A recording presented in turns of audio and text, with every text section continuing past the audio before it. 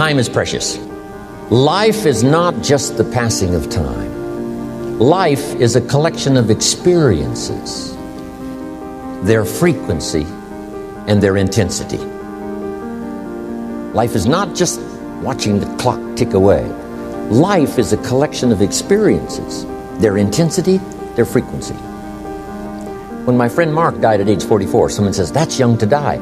But what if he lived 4 lifetimes in one? It might not be too young. Whatever the span of your life turns out to be, here's what you want to fill it up with: experiences and the intensity of those experiences. But now let's talk about the management of time. Now, jot this down: approaches to the management of time. Here's the first one: ignore the subject. I mean, that's good advice. Don't let anything overly bug you. Because remember now, you don't have to do anything. Someone says, well, I got to get a handle on my time. The answer is no, you don't. If you want to let it all go, you can let it all go. I mean, this is good advice. Somebody says, you ought, you ought, you ought. Jot this down. Ignore all the you oughts or you should. Only if they're giving general information. We should. It's better to say, if you're teaching, we should. Not you should, we should. Then you let me listen in without it being too confrontational. If everyone did this, see, that'd be great. And then you give a person a chance to choose to do it or not to do it. But when you start the you ought, now see, if I don't, now see, we got some tension and maybe some problems. So you oughts seem to always create problems. Because this is personal dignity. And you don't want to destroy someone's dignity by doing all the oughts and then they feel reluctant to do it. Now we've got problems. Now here's the next one. Step down to something easier. The guy's in sales and he says, oh, I want to own the company. Finally owns the company. Now he's got no time to play golf. He said, when I was in sales, I was making big money playing golf 3 days a week. Heck with this owning something. Heck with managing. My life was never my own after I started to manage. I'm going back to sales. See, this is the key. If you're getting too pressed, you might consider stepping down to something with a little easier time pressure. Little girl says to her mother, Daddy comes home, brings his briefcase and pats me on the head and says hello, disappears and works on his papers. How come my daddy doesn't play with me? And her mother said, look, your daddy loves you very much, but he's so busy at work, he can't get it all done, he has to bring it home. He loves you, but that's why he can't play with you.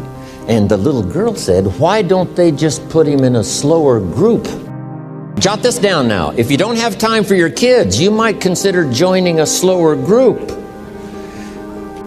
Next key to time management, and that's work longer and harder. But see, there's a limit to that. I almost lost my health the first year. I went so crazy about personal development and achievement. I just went bonkers.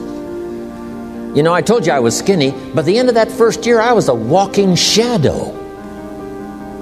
And then it suddenly occurred to me, what if I got rich and too ill to spend it? I mean, that was a shocker. So I started developing a little more reasonable, because I said, if 12 hours won't do it, I'll work 14. If that won't do it, I'll work 18. I mean, how many hours it takes. And sure enough, it cost me too much. So see, working longer and harder for some might be appropriate. You know, if you're just sitting around not doing that much, this might be good, work longer and harder. But you can only work so hard. Here's the key, not to work harder, but smarter.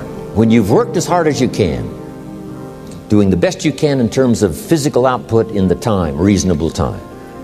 Now here's the ultimate in the management of time, and that is you simply become more skillful. When I first got into sales, you know, I was around people that could get, 9 out of 10, 8 out of 10. And when I first started, I could only get 1 out of 10.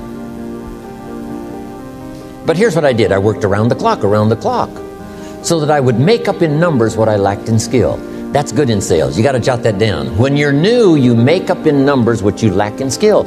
Now, when you become more skillful, the numbers can go down because now your persuasive ability and all of that is now so high that you don't need to put as many numbers out.